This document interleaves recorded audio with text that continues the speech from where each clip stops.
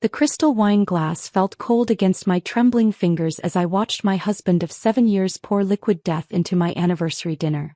I stood frozen in the restaurant's marble hallway, my heart hammering so loud I was sure the elegant diners at nearby tables could hear it. The golden light from the chandeliers above cast long shadows across Enzo's face, making him look like a stranger. But then again, maybe he always had been. "Mrs. Katrina? Are you feeling all right?" The soft voice of our waitress Helena broke through my trance.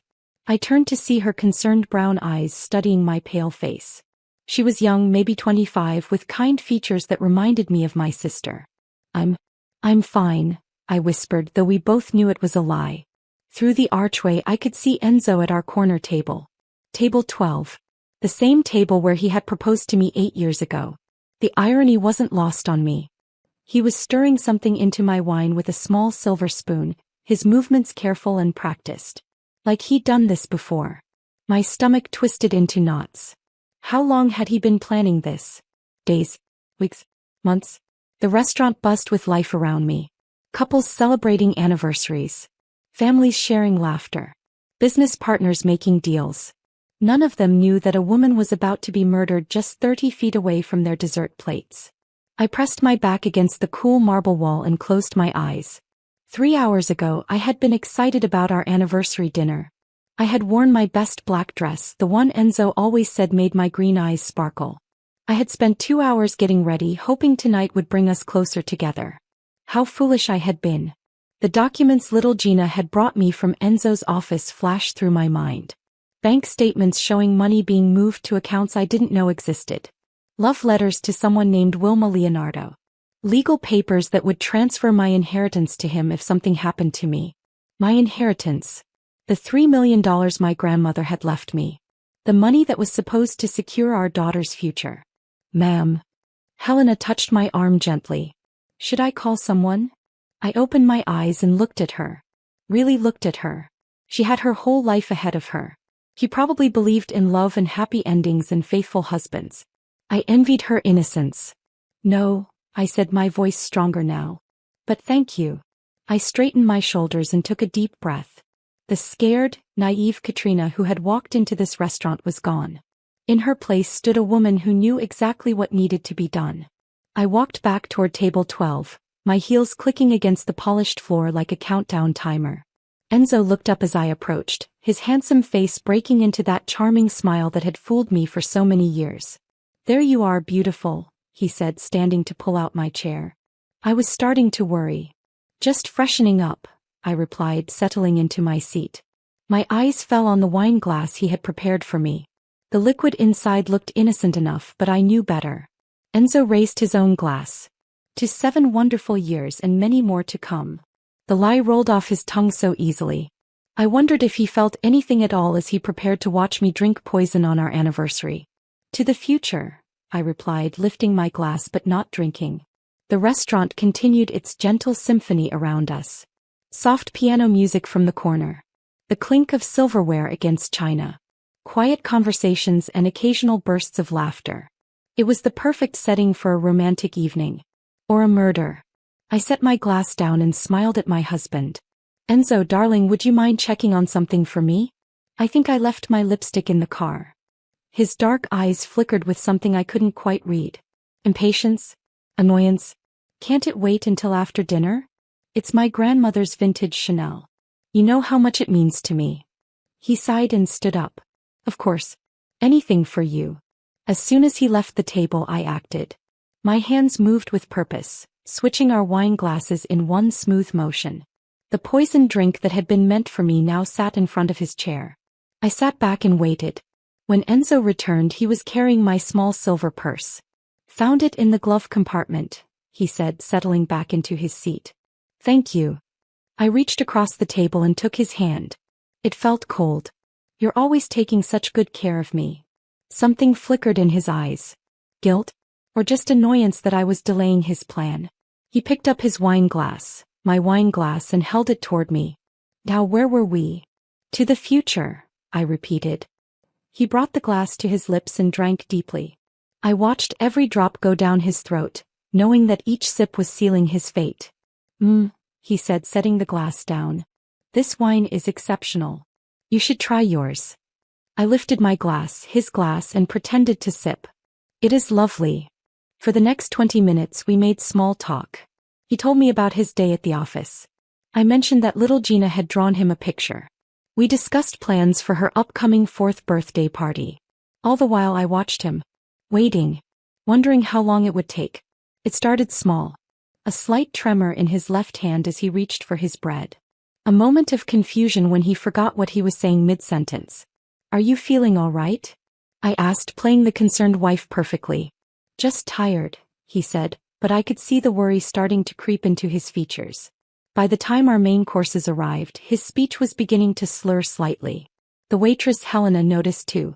She kept glancing at our table with concerned eyes. Enzo. I reached across the table and touched his forehead. You feel warm. He tried to stand up but stumbled slightly. I don't feel. That's when the real panic set in.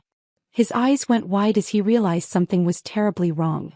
He looked at his wine glass, then at mine, then back at me.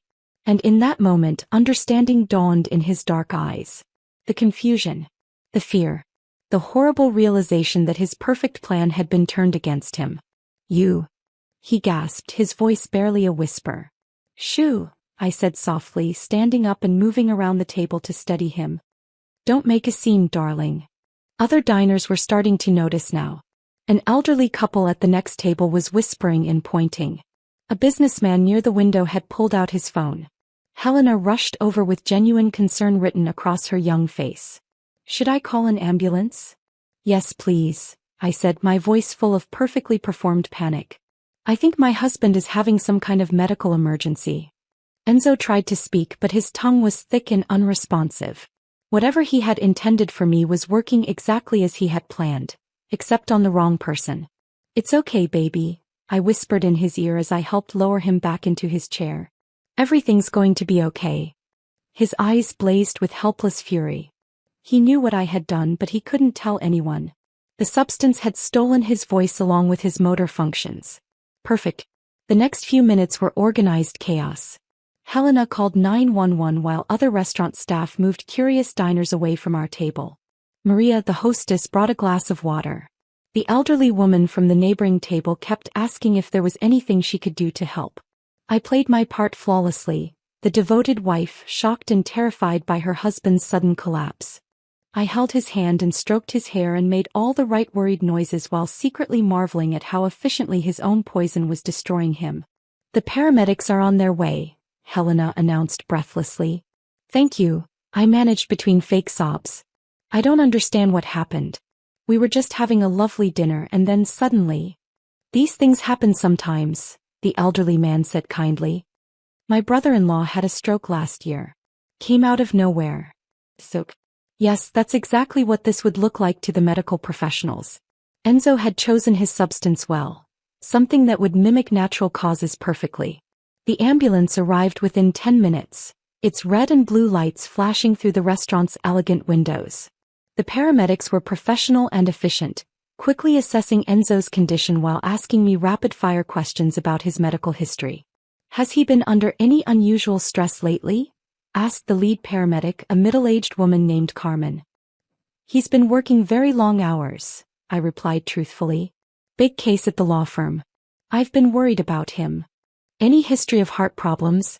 Stroke? High blood pressure? His father died of a heart attack when Enzo was 25, I said. Another truth. We've always worried about his health. They loaded him onto a stretcher, his body limp and unresponsive. I climbed into the ambulance beside him, still playing the terrified wife. It's going to be okay, I whispered, squeezing his paralyzed hand. The doctors will take good care of you. During the ride to the hospital I called Luna. It's happening, I said when she answered. We're on our way to St. Mary's Hospital. Oh my God, Luna breathed. Are you okay? I'm fine. But Enzo. I let my voice break convincingly. The doctors think it might be a stroke. I'll be right there. Next I called Enzo's brother Roberto. Roberto was 2 years older than Enzo and worked as a contractor. He had never married, preferring to spend his free time riding motorcycles and dating women half his age. But he loved his brother fiercely. Roberto, it's Katrina, I said, letting tears creep into my voice. Something terrible has happened. What's wrong? It's Enzo. We were at dinner for our anniversary and he just collapsed. The doctors think he might have had a stroke. The silence on the other end of the line stretched for several seconds. Which hospital? Roberto finally asked. St. Mary's. Roberto, I'm scared. I'm on my way. My final call was to Enzo's mother, Elena. She had never approved of me, thought her precious son could have done better than a middle-class girl from the suburbs. But she would expect to be notified if something had happened to him. Elena, it's Katrina. I have some terrible news. I explained the situation again, listening to her sharp intake of breath when I mentioned the word stroke. I'll be on the next flight from Phoenix, she said tersely. Don't let them make any major medical decisions until I get there. Of course not. As we pulled up to the hospital, I took Enzo's lifeless hand in mine one more time. This is what happens when you betray the people who love you, I whispered so quietly that even the paramedics couldn't hear me. You reap what you sow, darling. Before we continue, please write in the comment which country you are watching this video. We love knowing where our global family is tuning in from. And if this is your first time on this channel, please subscribe. Your support helps us bring even more epic revenge tales of life. Enjoy listening. The morning sun streamed through the kitchen windows as I packed Gina's lunch for preschool. My 4-year-old daughter sat at the breakfast table, her dark curls bouncing as she colored in her princess coloring book.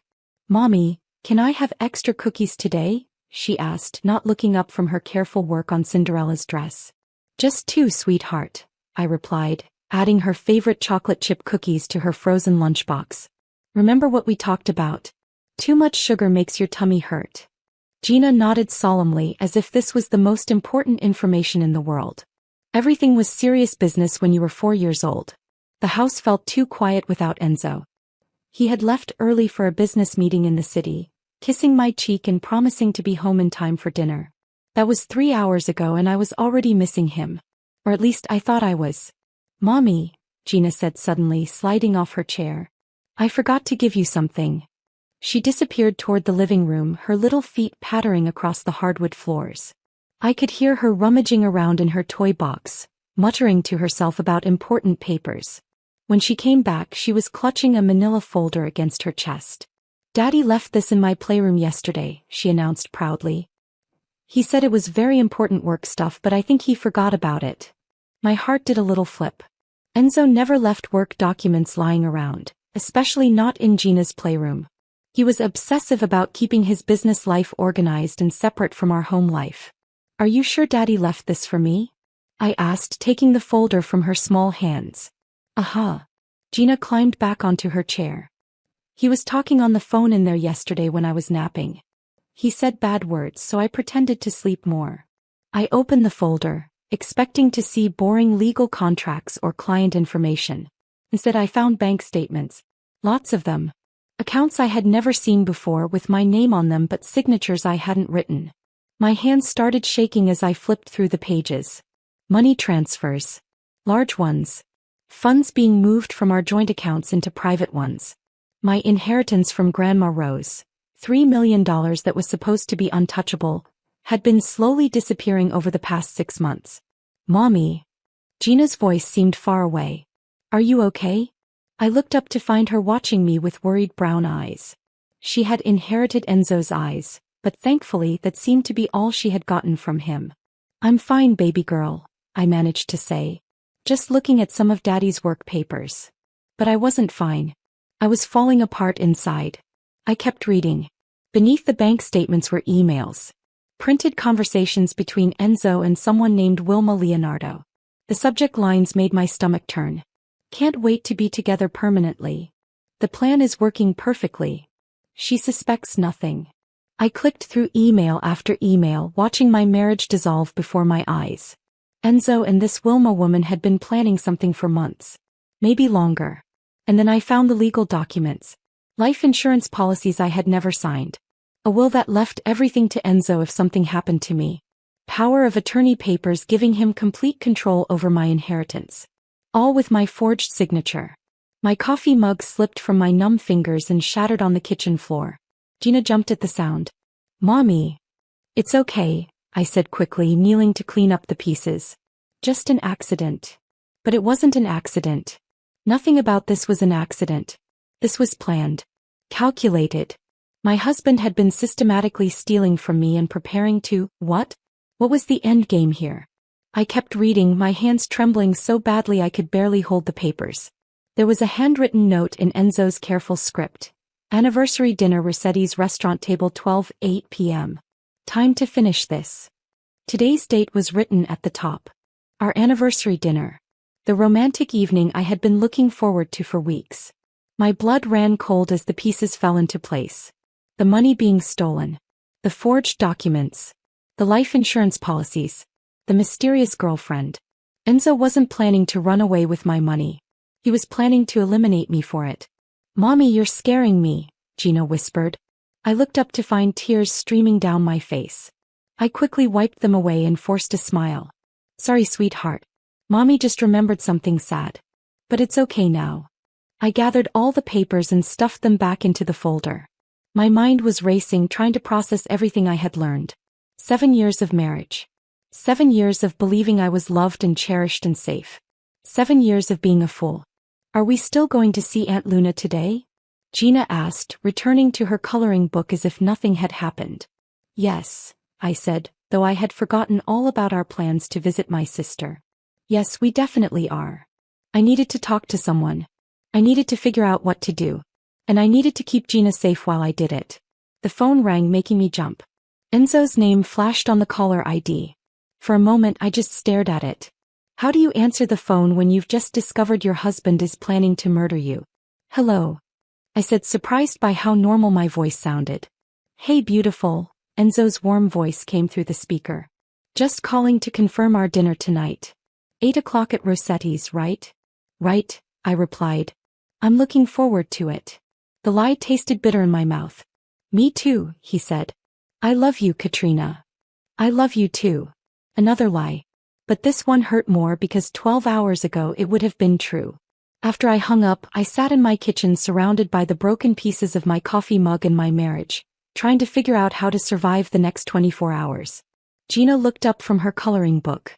"Mommy, why are you crying again?" I wiped my eyes and knelt down next to her chair. Sometimes grown-ups cry when they're thinking about difficult things. But you know what? What? No matter what happens, Mommy will always protect you. Always. Do you understand? She nodded seriously. Like how wolves protect their babies. Exactly like that. I hugged her tight, breathing in the sweet scent of her strawberry shampoo. She was the only good thing that had come from my marriage to Enzo. The only thing worth saving. As I held my daughter, a plan began forming in my mind. It wasn't a good plan. It wasn't a nice plan. But it was the only plan that guaranteed Gina and I would both be alive tomorrow morning. If Enzo wanted to play deadly games, then I would show him how they were really played. Luna's apartment smelled like lavender and fresh bread, the kind of comforting sense that made you feel safe the moment you walked through the door. My sister had always been the domestic one, the one who could turn any space into a home with just a few candles and some carefully placed throw pillows. "More coffee?" she asked, refilling my mug for the third time. Her green eyes, so much like mine, were filled with concern. "Thanks." I wrapped my hands around the warm ceramic, grateful for something to hold on to. Gina was in the living room, completely absorbed in Luna's collection of picture books. We could hear her talking to herself, narrating the stories in her serious 4-year-old voice. "So let me get this straight," Luna said, settling into the chair across from me at her small kitchen table. "You found bank statements showing that Enzo has been stealing your inheritance, emails proving he's having an affair, and legal documents that suggest he's planning to eliminate me," I finished quietly. "You can say it, Luna. That's what all the evidence points to." My sister's face went pale. She was 5 years younger than me, 28 to my 33. And despite being a successful therapist, she still had an innocence about her that I envied. "Katrina, this is insane. People don't just...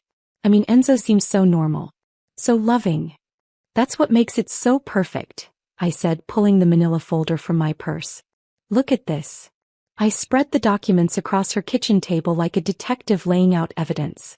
Bank statements showing systematic theft. Love letters to another woman. Life insurance policies I had never signed. Luna picked up one of the emails between Enzo and Wilma Leonardo. Her hands trembled as she read. "My darling Wilma," she read aloud. "Soon we'll be together permanently. The plan is working perfectly. Case suspects nothing. After the anniversary dinner, everything will be ours. All her grandmother's money, the house, everything. We just have to be patient a little longer." She looked up at me with horror in her eyes. "Oh my God, Katrina. This is real. As real as it gets." Luna stood up abruptly and began pacing around her small kitchen. "We have to call the police. Right now. We have to." "And tell them what?" I interrupted. "That my husband is planning to eliminate me based on some vague emails and financial documents? They'll say it's a domestic dispute. They'll tell us to call if something actually happens. But this is evidence." "Evidence of what, exactly? Adultery? Financial fraud? Those are civil matters, Luna. The police won't do anything until after he actually tries to hurt me." "Then don't go to dinner tonight. Stay here. We'll figure something else out."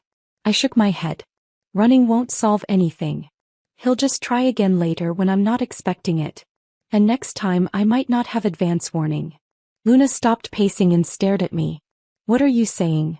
I took a deep breath. What I was about to tell my sister would change everything between us. But I needed her to understand.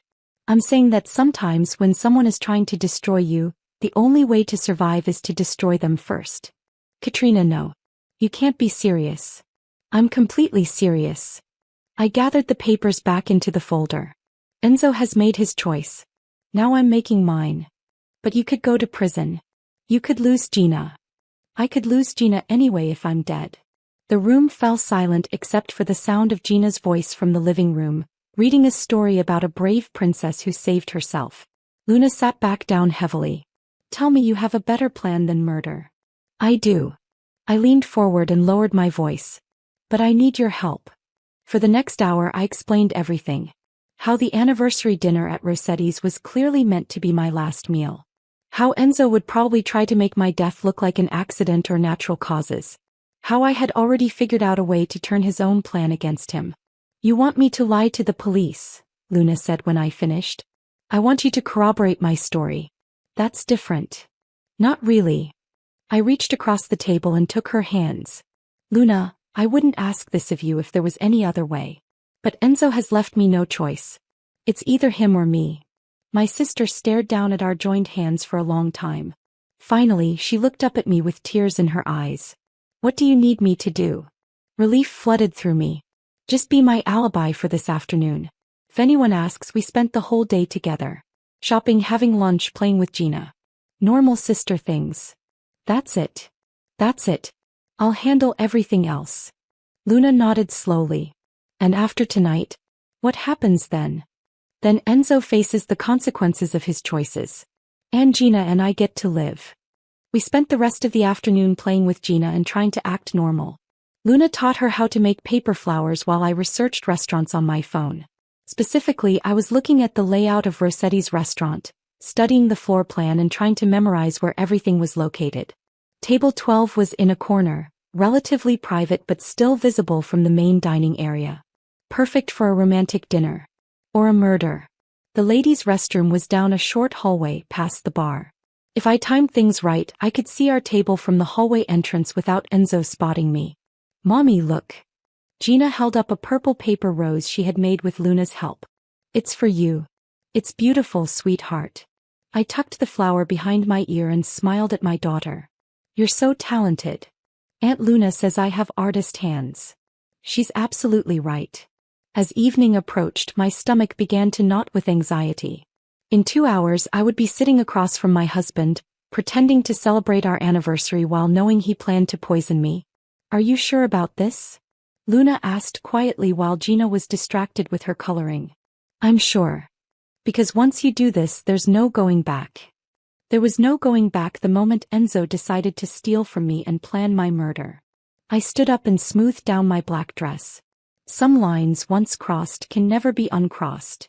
I hugged Gina goodbye, holding her a little longer than usual. "Be good for Aunt Luna, okay? Mommy will see you tomorrow." "Promise?" she asked, looking up at me with those serious brown eyes. "Promise." As I drove home to get ready for dinner, I thought about that promise. 24 hours ago, I wouldn't have been able to make it with certainty. I would have walked into that restaurant tonight as a trusting wife and walked out as a corpse. But now I had a fighting chance. The house felt different when I walked inside. The family photos on the mantel looked like lies. The wedding picture in our bedroom made me sick to my stomach. How long had Enzo been planning this? Had he ever loved me at all, or was I always just a means to an end? I took a long shower and did my makeup carefully. If this was going to be our last dinner together, I wanted to look perfect. I wanted him to see exactly what he was losing. The black dress he loved so much. The pearl necklace he had given me for our 5th anniversary. The perfume he had bought me for my birthday. When I looked in the mirror, I saw a woman preparing for war. My phone buzzed with a text from Enzo. On my way home to get ready. Can't wait to see you tonight, beautiful. I typed back, me neither. I love you. The lies were getting easier. An hour later, Enzo walked through our front door with a bouquet of red roses and that charming smile that had fooled me for so many years. For my beautiful wife, he said, handing me the flowers. Happy anniversary. They're lovely, I replied, accepting his kiss on the cheek. Let me put them in water. As I arranged the roses in a vase, I watched him in the reflection of our kitchen window. He was checking his phone, probably texting his mistress. His expression was cold, calculating. Nothing like the loving husband he pretended to be when he thought I was watching. Ready to go? He asked, pocketing his phone. Ready. We drove to Rossetti's in comfortable silence, the radio playing soft jazz while the city lights blurred past our windows. To any outside observer, we looked like a happily married couple heading out for a romantic anniversary dinner. The perfect cover for murder. Enzo held my hand as we walked into the restaurant, his thumb tracing gentle circles on my palm. Such a sweet gesture. Such a convincing performance. Mr. and Mrs. Valdez, the hostess Maria, greeted us warmly. Right this way to your table. Table 12. The corner table with the perfect view and the perfect privacy. As we settled into our seats, I looked around the restaurant with new eyes. These might be the last faces I ever saw. These strangers enjoying their meals and their conversations and their normal lives had no idea they were about to witness something terrible. You look stunning tonight, Enzo said, reaching across the table to take my hand. Thank you. I smiled at him. You clean up pretty well yourself. He was handsome, I had to give him that. Tall and dark with those expressive brown eyes that had first attracted me all those years ago. It was such a shame he was a sociopathic murderer. I took the liberty of ordering us a bottle of wine, he said, gesturing to our server, Helena. The 2018 Cabernet we had on our first date here. How romantic, I replied. You remember everything. I remember all our important moments. Including this one, I thought. The moment you planned to end our marriage permanently. Helena appeared with the wine bottle and 2 crystal glasses. I watched as she poured the deep red liquid, noting how Enzo's eyes followed her movements with unusual intensity. Would you like to start with appetizers? She asked. Give us a few minutes, Enzo replied. We're in no hurry. After she left, he raised his glass. To 7 wonderful years. To 7 wonderful years, I echoed, touching my glass to his. We both took a sip. The wine was perfect, rich and smooth with hints of cherry and oak. It would be a shame to waste it on murder. I need to powder my nose, I said, setting down my glass. I'll be right back. Of course. I stood up and walked toward the restroom, feeling his eyes on me the entire way. But instead of going inside, I positioned myself in the marble hallway where I could see our table clearly while remaining hidden in the shadows. What I saw made my blood turn to ice.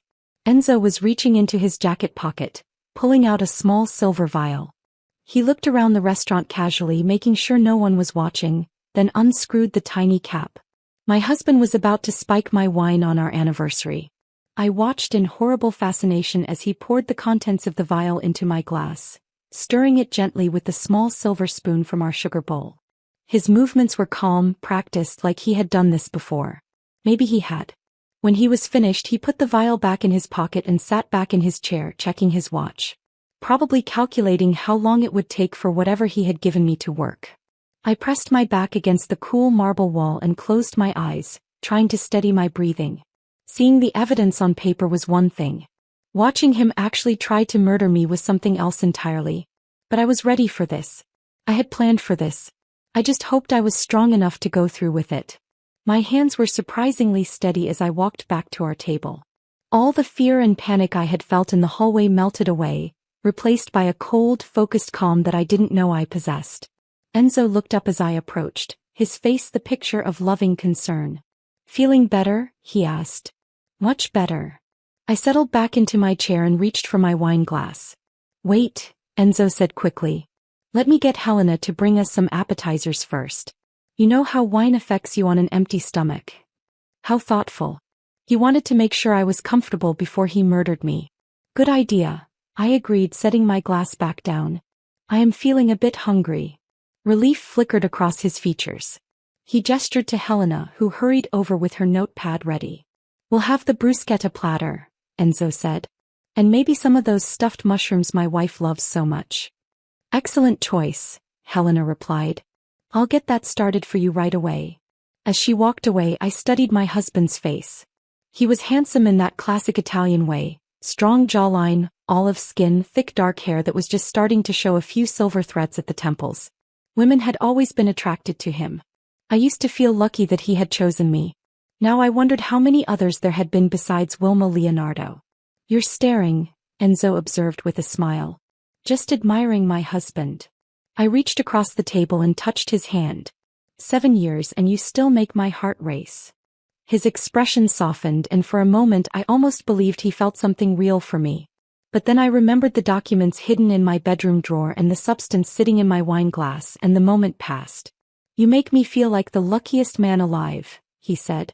The lies came so easily to both of us now. Our appetizers arrived and we made small talk while we ate. He told me about a new client at his law firm.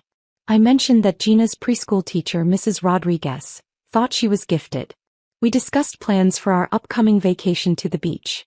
All the while my untouched wine glass sat between us like a loaded gun. "This bruschetta is amazing," I said, savoring the fresh tomatoes and basil. "I'm so glad we came here tonight." "Me too." Enzo's eyes kept drifting to my wine glass.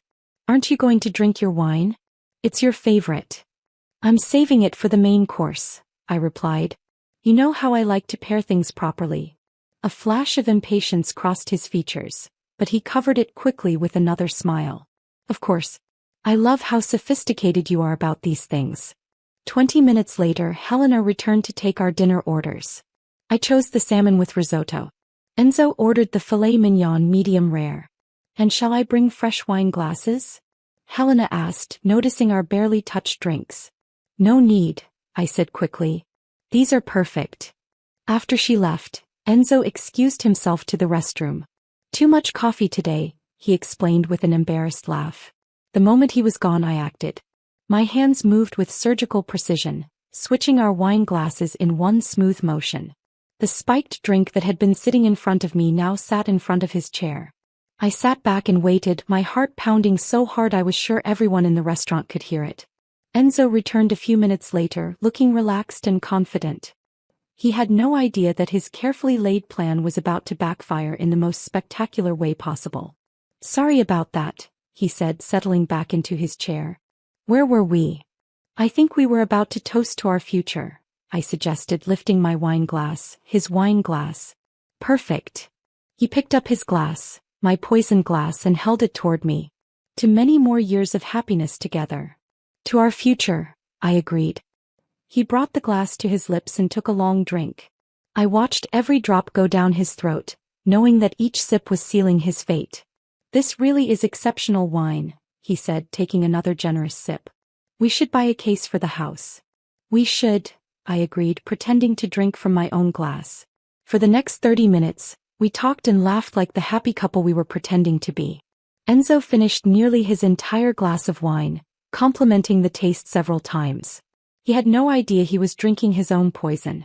I found myself studying his face, looking for the first signs of whatever drug he had slipped into my wine. What had he chosen? Something that would mimic a heart attack? A stroke? An allergic reaction? Our dinner arrived and Enzo seemed perfectly fine as he cut into his steak. But about halfway through the meal, I noticed his hand trembling slightly as he lifted his fork. "Are you okay?" I asked, playing the concerned wife. "Just tired," he said, but his voice sounded slightly slurred. Long day at the office. By the time we were finished with our main courses, the tremor in his hands was more pronounced. He was blinking frequently like he was having trouble focusing. Enzo. I reached across the table and touched his forehead. You feel warm. I'm fine, he insisted, but when he tried to stand up to use the restroom again, he swayed on his feet. Helena noticed immediately. Sir, are you feeling all right? Just need some air, Enzo muttered, but his words were becoming increasingly unclear. That's when the real panic set in. His eyes went wide as he realized something was terribly wrong. He looked at his wine glass, then at mine, then back at me. And in that moment he knew. You. He gasped, his voice barely a whisper. Shoo, I said softly, moving around the table to steady him. Don't make a scene. Other diners were starting to notice now. Helena rushed over with a worried expression. Should I call an ambulance? She asked. Yes, I said, my voice full of fake panic. I think he's having some kind of attack. The next few minutes were chaos. Paramedics arrived. Enzo was loaded onto a stretcher, his eyes locked on mine the entire time. I rode with him in the ambulance, playing the terrified wife, holding his paralyzed hand. Why? He managed to whisper when we were alone. I leaned close to his ear. You are asking me why when you planned to harm your wife, Enzo. How heartless. Did you really think about our daughter when you planned? Well, I think you should know that I know about everything. His eyes filled with something between fear and rage, but his body couldn't respond. His poison had done its work perfectly. At the hospital, I called his brother Roberto to watch Gina. I called my sister Luna to come support me. I even called Enzo's mother, Elena, though she had never liked me much. Everyone rallied around the grieving wife. No one suspected that the loving husband lying paralyzed in the ICU bed had tried to murder me just hours before. The doctor said it looked like a stroke. Very sudden. Very severe. They ran tests, but the poison Enzo had chosen was clever. It mimicked natural causes perfectly. Ironic, really. As I sat in that sterile hospital waiting room, surrounded by concerned family members, I thought about the documents hidden in my bedroom drawer. The evidence of his betrayal. The proof of his plan. Tomorrow I would call my lawyer. I would file for divorce.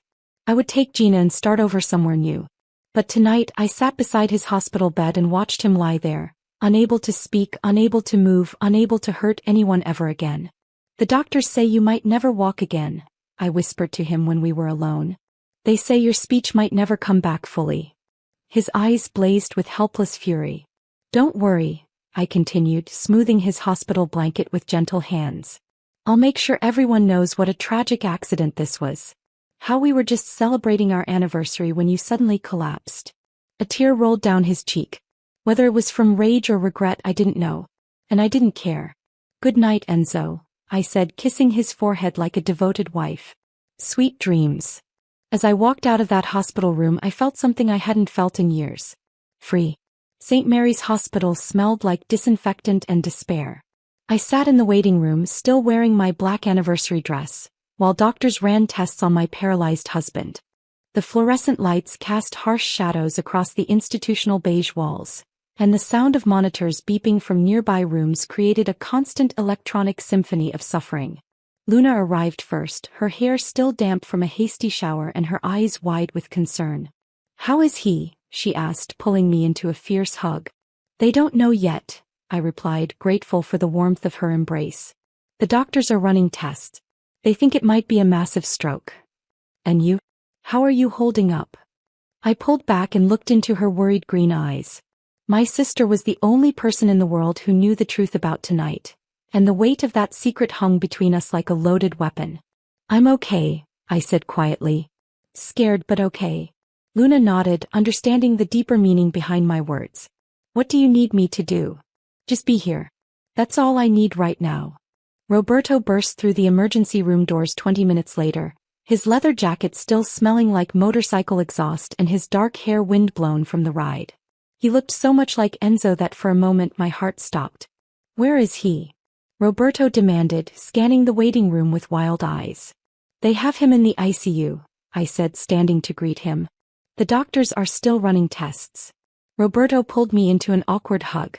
We had never been particularly close, He thought I was too soft for his rough-and-tumble brother, but grief made strange bedfellows.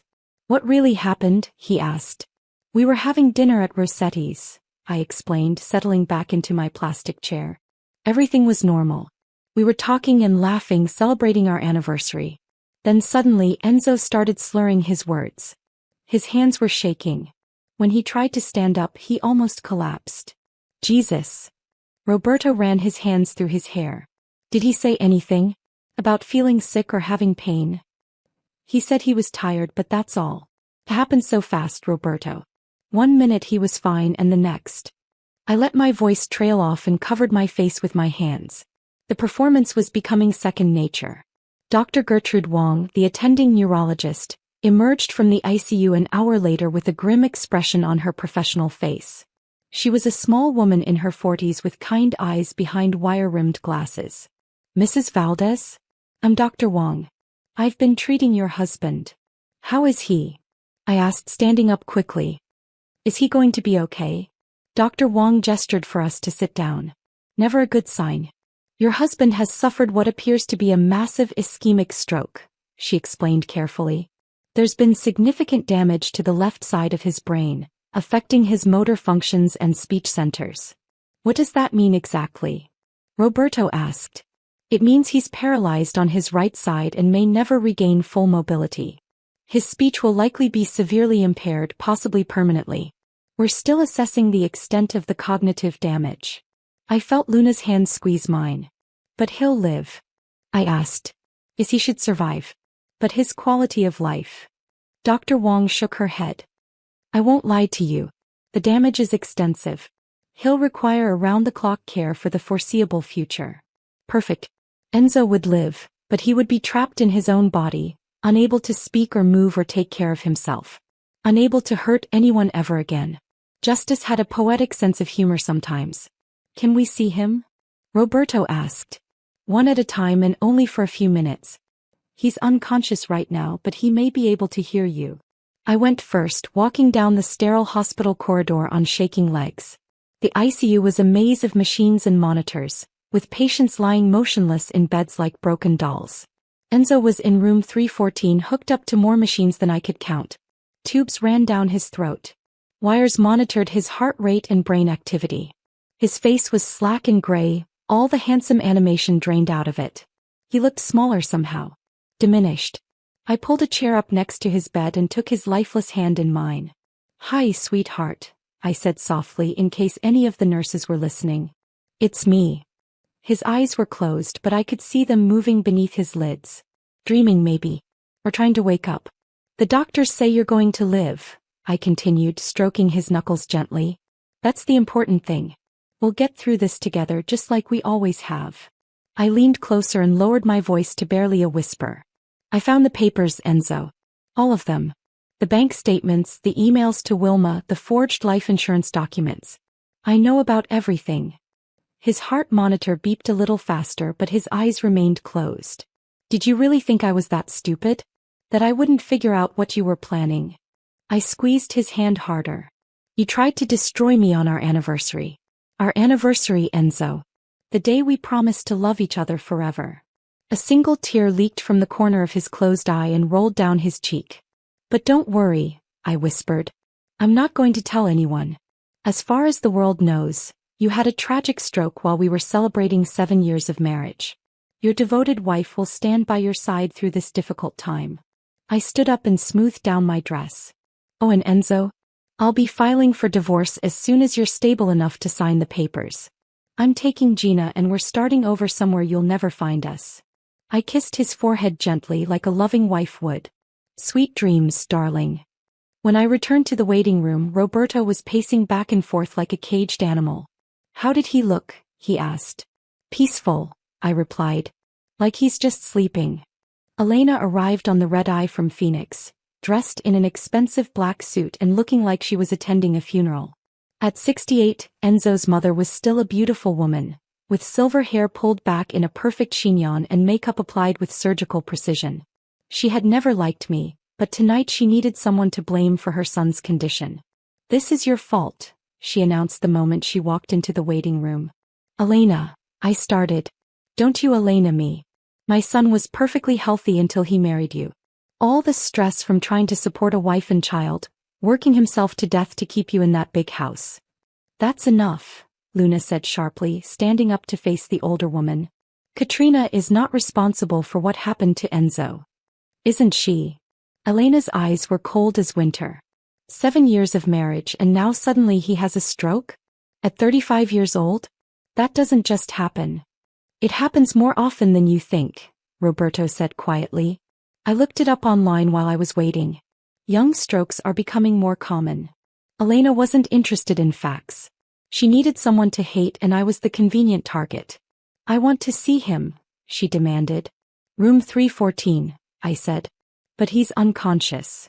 After she left, Roberto sat down next to me with a heavy sigh. She's always been dramatic, he said apologetically. Don't take it personally. I know she's hurting, I replied. We all are. But I wasn't hurting. I was relieved. For the first time in months I felt safe. Enzo couldn't hurt me anymore. He couldn't steal from me or lie to me or try to murder me. He was trapped in that hospital bed as helpless as a newborn baby. The thought should have horrified me. But instead it filled me with a deep, satisfying sense of justice. Dr. Wong returned around midnight with an update. Your husband is stable, she announced. We're going to keep him sedated for the next few days while we monitor his brain activity, but the immediate danger has passed. And his prognosis? I asked. Unchanged. Significant paralysis and speech impairment. He'll need extensive rehabilitation and even then... She shook her head. I'm sorry. I wish I had better news. Thank you for everything you're doing, I said. As dawn broke over the city, painting the hospital windows with pale gold light, I finally allowed myself to acknowledge the truth. I had won. Enzo's plan to alimente me for my inheritance had backfired spectacularly. He would spend the rest of his life trapped in a damaged body, unable to speak or move or harm anyone else. His mistress would abandon him once she realized he wasn't going to be inheriting millions of dollars. His mother could blame me all she wanted, but she had no proof of anything except that her son had suffered a tragic medical emergency. I should get home to Gina, I told Luna as the morning shift of nurses began arriving. She'll be wondering where I am. I'll drive you, Luna offered. You shouldn't be alone right now. On the drive home, we didn't talk about what had really happened at Rossetti's restaurant. We didn't discuss the switched wine glasses or the poison or the justice that had been served. Instead we talked about practical things. How to tell Gina that Daddy was sick. How to handle the media attention if the local news picked up the story. How to deal with Elena's accusations and Roberto's grief. Normal things. Innocent things. The kind of things a grieving wife would worry about. 3 weeks later I sat in my lawyer's office, signing divorce papers while Enzo lay paralyzed in a rehabilitation facility across town. The irony wasn't lost on me. I was finally free to access my own inheritance, while he would never again be able to steal from anyone. My attorney, Gertrude Holbrook, was a sharp woman in her 50s who specialized in complex divorces. She had been recommended by Luna's friend Claire, who had used her services when she left her abusive ex-husband. Given your husband's condition, this should be straightforward, Gertrude said, sliding another document across her polished desk.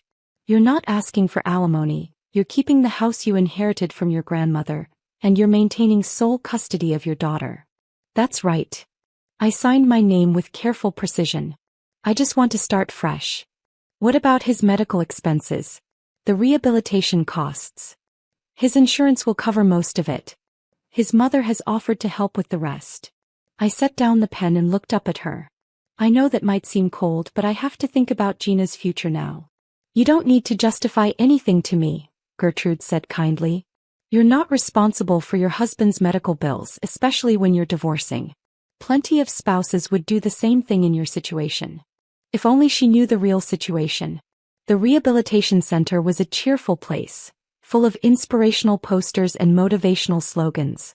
I visited Enzo twice a week, playing the role of the supportive soon-to-be ex-wife who was trying to do the right thing. He had regained consciousness after 5 days, but the damage was exactly as Dr. Wong had predicted. The left side of his body was completely paralyzed.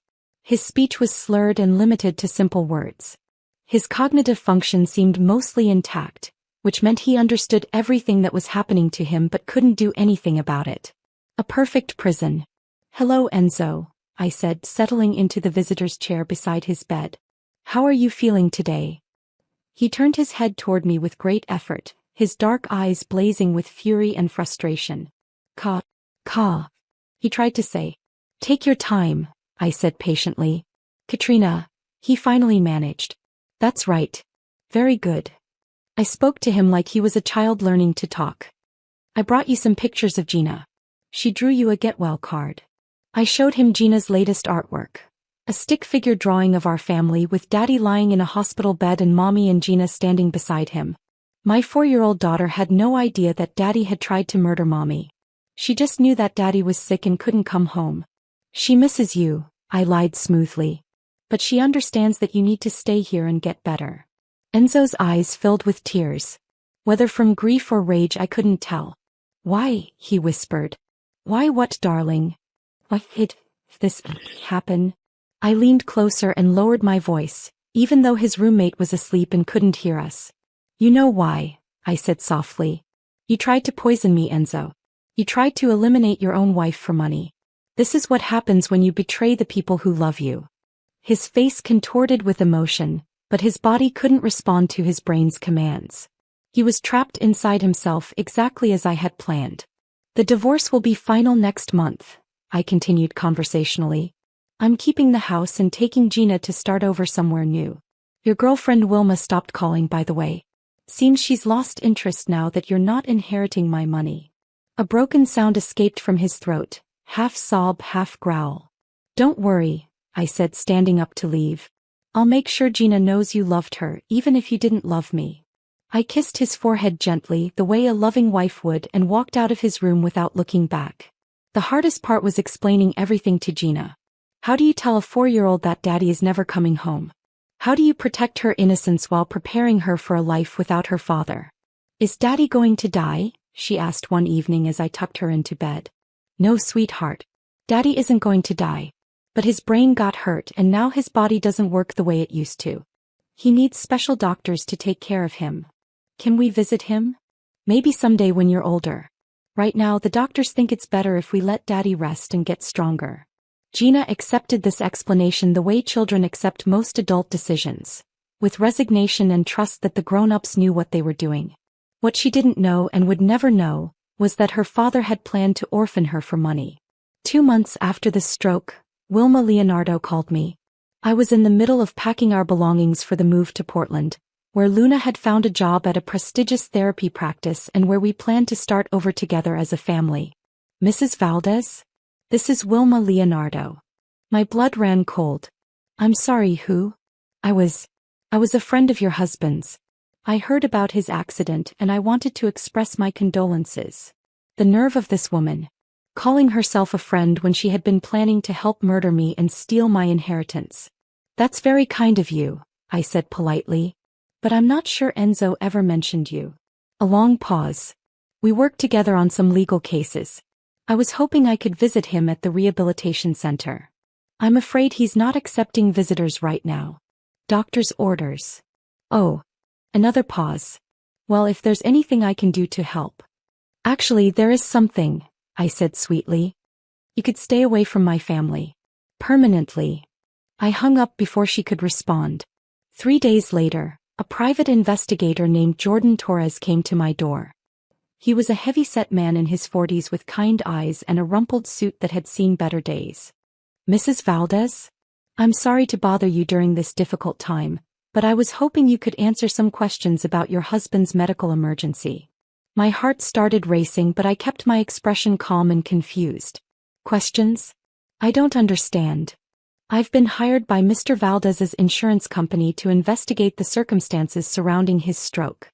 It's routine in cases involving such large potential payouts." "Of course. Please come in." I led him to the living room, where boxes of our belongings sat stacked and ready for the move to Portland. "Can you walk me through the events of that evening?" Jordan asked, pulling out a small notebook. I told him the same story I had told everyone else. The anniversary dinner. The normal conversation. The sudden onset of symptoms. The ambulance ride to the hospital. And your husband didn't complain of any symptoms earlier that day?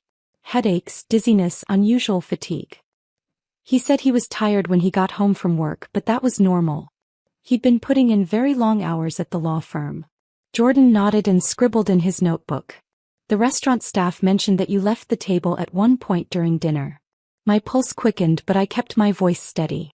I went to the ladies' room. I couldn't have been gone more than 5 minutes. And when you returned, everything seemed normal? Completely normal. We ordered our main courses and continued talking. The symptoms didn't start until we were nearly finished eating. The wine glasses. Did either of you leave the table after the wine was poured? Enzo went to the restroom once, I think. But the wine had been sitting there for at least an hour before we drank any of it. Jordan made more notes. One final question, Mrs. Valdez. Are you aware of any enemies your husband might have had? Anyone who might have wanted to hurt him? I almost laughed at the irony. Enemies? No, not at all. Enzo was well liked by everyone. His clients, his colleagues, his family. I can't imagine anyone wanting to hurt him. After Jordan left, I called Luna. Someone's investigating, I told her. What kind of investigating? Insurance investigator. Asked a lot of questions about that night. Luna was quiet for a moment. Are you worried?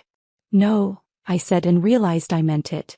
There's no evidence of anything except what everyone already believes, that Enzo had a stroke during dinner. The poison is out of his system by now. The wine glasses were washed hours ago. There's nothing to find. Good. Because in 3 days we'll be in Portland and all of this will be behind us. But it wasn't behind us. Not entirely. The investigation continued for 2 more weeks, with Jordan Torres interviewing everyone who had been at Rossetti's that night. The staff, the other diners, even the paramedics who had responded to the emergency call. Finally, he came to see me one last time the day before our move to Portland. I wanted to let you know that I'm closing the case, he said. The insurance company is satisfied that your husband's stroke was a natural medical event. Relief flooded through me. Thank you for letting me know. There was one odd thing though, Jordan continued, watching my face carefully. The lab found traces of an unusual compound in your husband's blood work from that night. Something that could theoretically cause stroke-like symptoms. My heart stopped beating for several seconds. But, Jordan continued, the levels were so minute that the doctors concluded it was probably contamination from the hospital equipment. These things happen sometimes. I nodded, not trusting myself to speak. Besides, Jordan added with a slight smile, if someone had wanted to poison your husband, they would have had to switch the drink somehow. And according to everyone I interviewed, neither of you left the table long enough to do something like that without being noticed. Well, that's a relief, I managed to say. The idea that someone might have deliberately hurt Enzo is just unthinkable, Jordan agreed. You seem like a very devoted wife, Mrs. Valdez. I hope you and your daughter have a wonderful new life in Portland. After he left, I sat in my empty living room and finally allowed myself to cry. Not from guilt or remorse, but from sheer exhaustion. The performance was over. The case was closed. Enzo's plan to murder me had been foiled so completely that even the insurance investigators believed he was an innocent victim. Justice had been served. Portland in the spring was everything the travel brochures promised. Green and clean and full of possibilities. Luna and I found a beautiful craftsman house in the Hawthorne district, with a big backyard where Gina could play in mature oak trees that would provide shade in the summer. It had been 6 months since that night at Rossetti's restaurant. 6 months since I had watched my husband drink his own poison and collapse at our anniversary table. 6 months since I had discovered what it felt like to fight back against someone who wanted to destroy me. I was a different person now. Stronger. More aware. Less trusting. But also free. Mommy, look. Gina called from the backyard, where she was chasing butterflies through Luna's flower garden. There's a yellow one. I see it, baby girl, I called back, watching her run and laugh in the afternoon sunlight. She was thriving in Portland, making new friends at her preschool and showing no signs of missing her father. Children were resilient that way. They accepted change as a natural part of life. I wished I could be more like her. My phone buzzed with a text message from an unknown number. My blood ran cold when I read it. I know what you did. My hands started shaking as I stared at the screen. Who could know? The investigation was closed. The case was solved. Everyone believed Enzo was an innocent victim of a tragic medical event. The phone buzzed again. Meet me at Pioneer Courthouse Square tomorrow at 3 p.m. Come alone. I looked around the backyard, suddenly feeling like I was being watched. But there was nothing. Just Gina playing in the garden and Luna weeding the rose bushes and the neighbor's cat stalking a bird in the maple tree. Everything okay? Luna asked, noticing my pale face. Fine, I lied. Just work stuff. But it wasn't fine. Someone knew the truth about what had happened that night and they wanted to meet. The question was, who? I spent the rest of the evening trying to figure out who could have discovered my secret. Jordan Torres, the insurance investigator? Dr. Wong from the hospital? Helena, the waitress from Rossetti's? Or maybe Wilma Leonardo had put the pieces together and wanted revenge for her lover's condition. I barely slept that night, tossing and turning and jumping at every sound outside our new house. At 2:30 a.m. I got up and checked all the locks on the doors and windows. At 3:15 I looked in on Gina, making sure she was safe in her bed.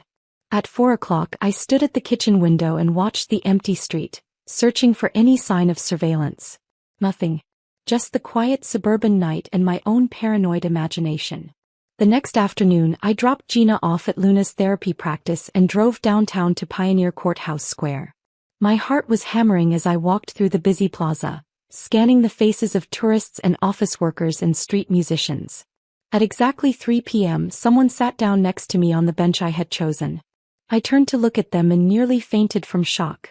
It was Wilma Leonardo. She was nothing like I had expected. Instead of the glamorous homewrecker I had imagined, she was ordinary-looking, maybe 40 years old, with brown hair pulled back in a simple ponytail and tired eyes behind designer glasses. "Hello, Katrina," she said quietly. "I don't know who you think you are." "I'm the woman who was sleeping with your husband," Wilma interrupted. "I'm also the woman who knows you switched those wine glasses." My blood turned to ice. "I don't know what you're talking about." "Really?" Wilma reached into her purse and pulled out an envelope. "Because I have photographs that say otherwise." She opened the envelope and showed me a series of pictures. Me leaving the table at Rossetti's. Me standing in the hallway watching Enzo pour something into my wine.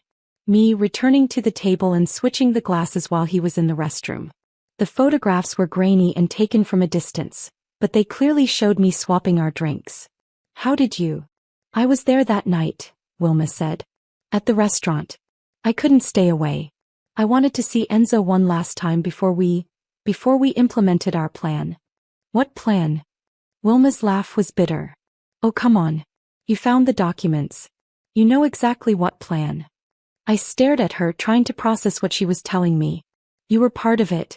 Part of the plan to eliminate me." "It was my idea," Wilma said simply. "Enzo was too soft. Too sentimental. He actually felt guilty about what we were going to do. I had to talk him into it." The world seemed to tilt sideways. This ordinary-looking woman had convinced my husband to murder me for money. "Why?" I whispered. "Because I was tired of waiting. Tired of being the mistress. Tired of sneaking around and pretending to be happy with the crumbs he threw me." Wilma's eyes hardened. "That money was going to be our ticket to freedom. A new life together without any complications." "Complications? You mean me and Gina?" "Exactly." I felt sick. "And now? What do you want?" Wilma smiled, and for the first time, I saw the evil that lived beneath her ordinary exterior. "I want what's mine," she said. "Half of your inheritance. The $3 million that should have been ours." "That's insane. I'm not giving you anything." "Then I'll take these photographs to the police and tell them what really happened that night. How you discovered our plan and decided to turn it against Enzo. How you switched those wine glasses and watched him drink the poison that was meant for you." My heart was racing so fast I thought it might explode. "No one will believe you. You're just a scorned mistress trying to cause trouble." "Maybe. But do you really want to take that chance? Do you want to risk going to prison and losing your daughter?" The threat hung in the air between us like a loaded weapon. She was right, I couldn't risk it. Even if the police didn't believe her story, the investigation would destroy everything I had built in Portland. Luna would lose her job. Gina would be traumatized.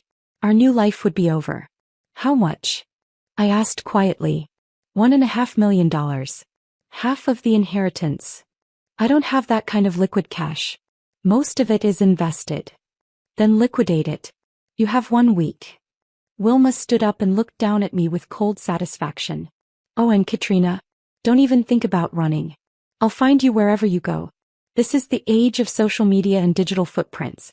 There's nowhere to hide anymore. She walked away, leaving me sitting on that bench in the middle of downtown Portland, surrounded by happy families and street performers and people living normal lives. I had escaped one nightmare only to find myself trapped in another. That evening I told Luna everything. About the blackmail. About Wilma's photographs. About the impossible choice I was facing. We could go to the police ourselves, Luna suggested. Tell them the truth about what Enzo was planning to do. Make you the victim instead of the perpetrator. With what evidence? All the documents are gone. Enzo can't testify about his own crimes. It would be my word against hers, and she has photographs. What about hiring someone to deal with her? I stared at my sister in shock. Luna. I'm sorry, but this woman is threatening to destroy your life. To take your daughter away from you. Maybe it's time to fight fire with fire. The thought had occurred to me, but I couldn't go down that road. One act of violence had been enough. I wasn't going to become a serial killer to protect my secrets. No, I said firmly. There has to be another way. But as the days passed, I couldn't think of any other options. Wilma had me trapped just as surely as Enzo had been trapped in his paralyzed body. On the 6th day, I withdrew $750,000 from my investment accounts, half of what Wilma was demanding. It was all I could liquidate without triggering financial investigations that would attract unwanted attention. I arranged to meet her at the same bench in Pioneer Courthouse Square, carrying a briefcase full of untraceable cashier's checks. But when I arrived, Wilma wasn't alone. A tall man in an expensive suit stood beside her, someone I recognized from Enzo's law firm. Thomas Mitchell, one of the senior partners. Mrs. Valdez, Thomas said with a cold smile. What a surprise to see you here. My stomach dropped. Mr. Mitchell. I didn't expect. Wilma told me the most interesting story about your husband's tragic accident, Thomas continued. Fascinating stuff. Really makes you think about the nature of justice, doesn't it? I realized with growing horror that Wilma had recruited an ally. Someone with legal knowledge and connections. I don't know what she told you, but... She told me that you eliminated your husband, Thomas said bluntly. Well, attempted murder anyway. And she has photographs to prove it. The briefcase felt impossibly heavy in my hand. What do you want? Simple, Thomas replied. We want it all. The entire inheritance. $3 million. That's impossible. I can't. You can and you will, Wilma interrupted. Unless you want these photographs to end up on the desk of Detective Sarah Rodriguez at Portland PD. She specializes in cold cases, did you know that? I'm sure she'd find your story fascinating. I was trapped. Completely and utterly trapped. I need more time, I said desperately. You have 24 hours, Thomas said. Transfer the money to these account numbers or we go to the police. He handed me a business card with bank routing information written on the back. Oh, and Katrina? Wilma added with a smile. Don't think about disappearing again. We'll be watching. I drove home in a daze, the business card burning in my pocket like a piece of evidence from hell. $3 million. My entire inheritance. Gina's college fund. Our security. Everything I had fought to protect. Gone. That night, I sat in my kitchen staring at my laptop screen, cursor hovering over the bank transfer page. With a few keystrokes, I could make this all go away. Wilma and Thomas would have their money and I would have my freedom. But it felt like giving up. Like letting Enzo win, even from his hospital bed in Oregon. You're up late, Luna said, padding into the kitchen in her bathrobe. Couldn't sleep. She sat down next to me and looked at the laptop screen. You're really going to give them the money? What choice do I have? There's always a choice, Katrina. You taught me that.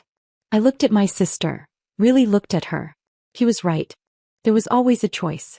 I had proven that the night I switched those wine glasses. What are you thinking? Luna asked. I'm thinking that some people never learn their lesson. The next morning I called Thomas Mitchell's office. I have your money, I told him. But I want to make the transfer in person. To make sure there are no technical difficulties. That's not necessary. It is for me. $3 million is a lot of money to send into cyberspace. I want to see your faces when it goes through. Thomas was quiet for a moment. Fine. Meet us at Pioneer Courthouse Square at noon. Actually, I was thinking somewhere more private. My house. 1247 Hawthorne Boulevard. Come alone. We're not idiots, Katrina. We know you're up to something. I'm up to paying you $3 million to leave me alone. But if you'd rather do this at the police station. Another pause. Fine. We'll be there at noon. I spent the morning preparing.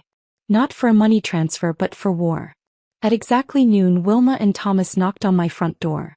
I let them in, leading them to my living room where my laptop was set up on the coffee table. Where's your sister? Thomas asked, looking around suspiciously. Taking Gina to the park. I didn't want my daughter to see this. Smart, Wilma said, settling onto my couch like she owned the place. Children shouldn't witness their mother's humiliation. I opened my laptop and pulled up the bank transfer page. The money is ready to go. Just need you to confirm the account numbers.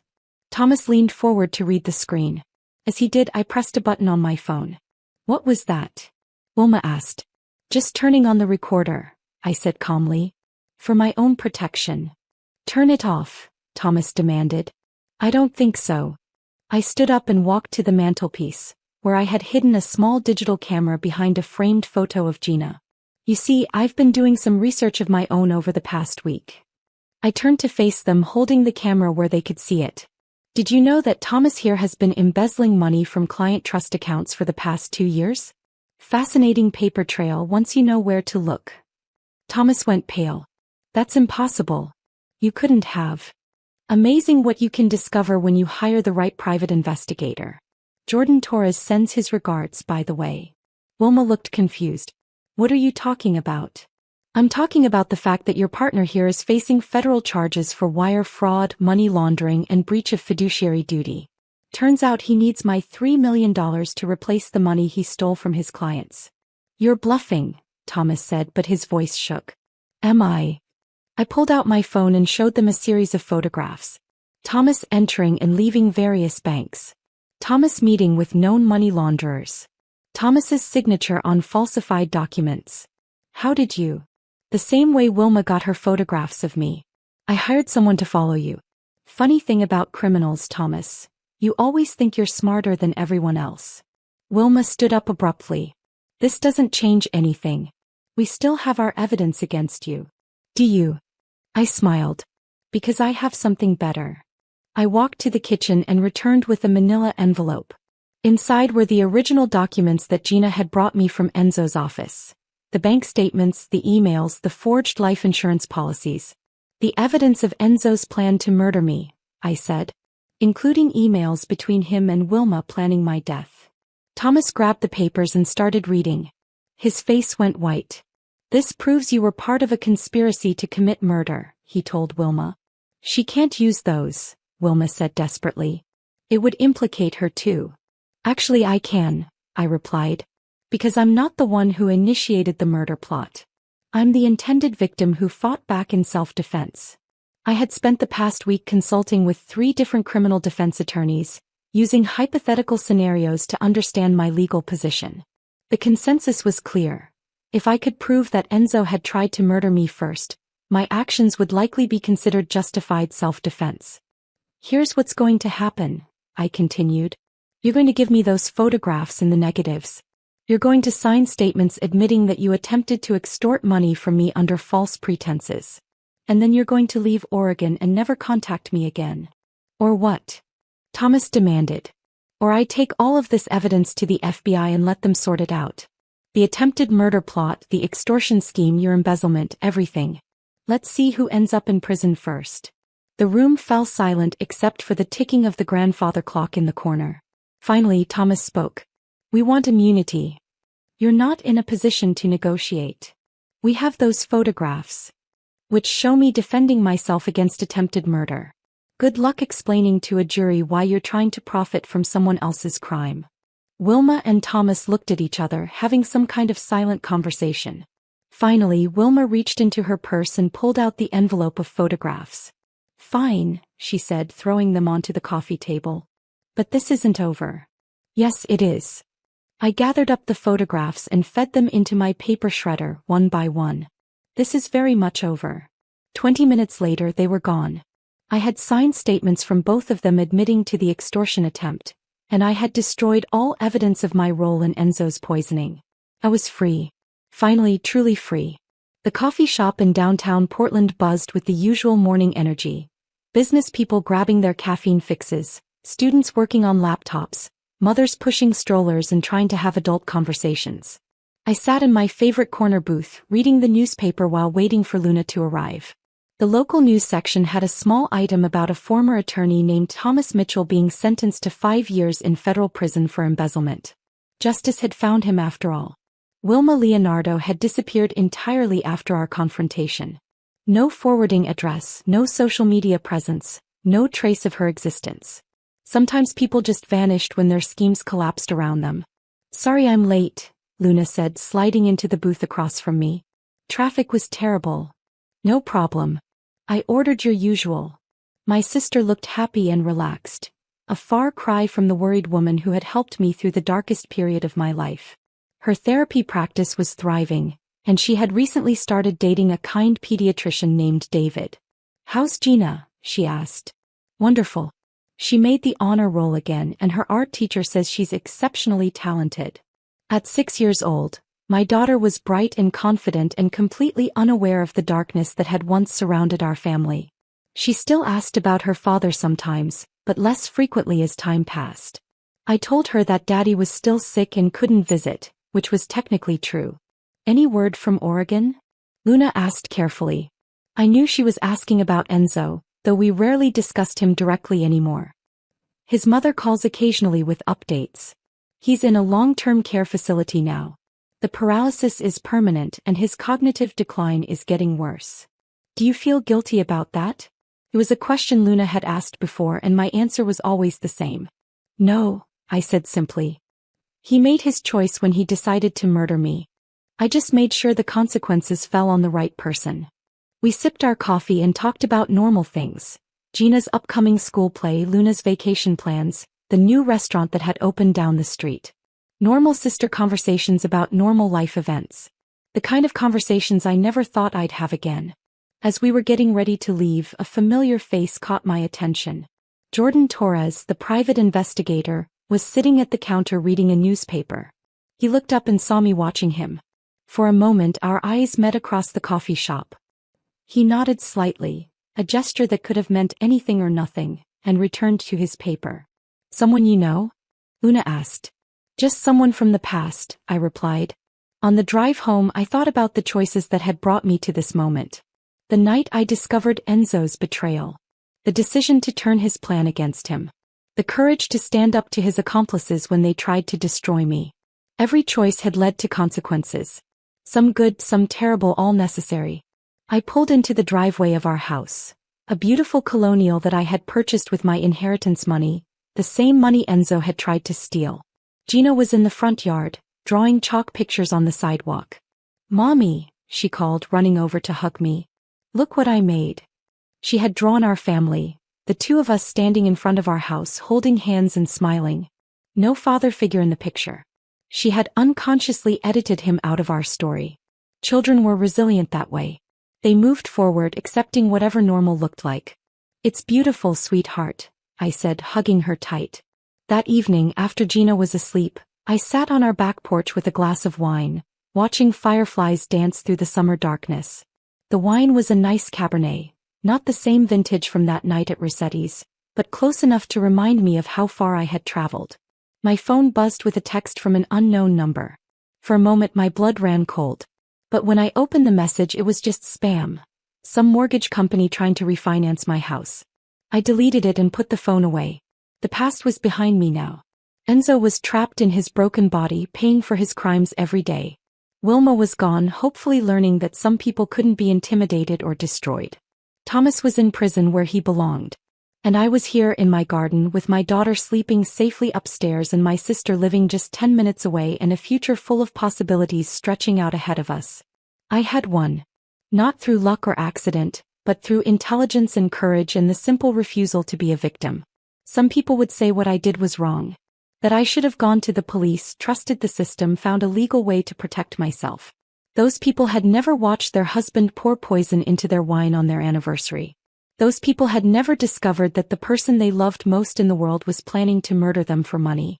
Those people had never had to choose between being a victim and being a survivor. I chose survival. For myself and for my daughter. And I would make the same choice again without hesitation.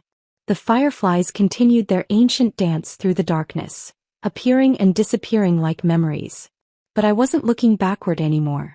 I was looking ahead, to all the bright tomorrows that Enzo had tried to steal from us. The future was mine now. And I was never letting anyone take it away again. As I finished my wine and prepared to go inside, one final thought crossed my mind. A piece of wisdom that had taken me years to understand. Sometimes the only way to save yourself is to become someone you never thought you could be. Sometimes survival requires a strength you didn't know you possessed. And sometimes, justice comes not from the courts or the law, but from your own willingness to fight back against those who would destroy you. I had learned all of these lessons in the hardest possible way. But I had learned them. And that knowledge would protect Gina and me for the rest of our lives. The game was over. I had won. And the victory tasted sweeter than any wine I had ever drunk.